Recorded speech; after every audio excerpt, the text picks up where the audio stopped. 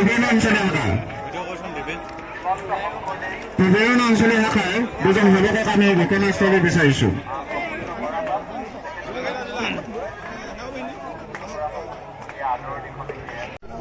ইংৰাজীলে অসমীয়া নে বেংগলী নে উড়িয়া কাৰণে বিখ্যাত, গতিকে ছবিয়ে নিজে কথা কয়।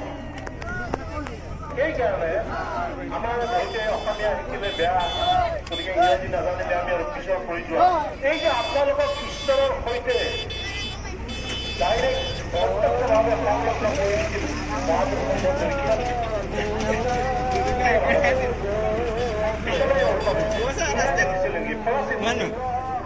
শংকৰদেৱে অসমীয়া ভাষাত আইৰ মুখৰ ভাষাত ভক্তগণক ভগৱানৰ সৈতে সংলগ্ন কৰিছিল।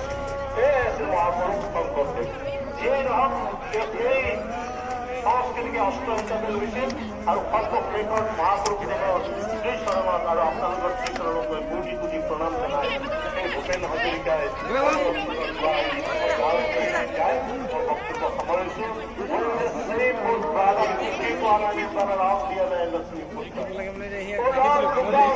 All I can want to see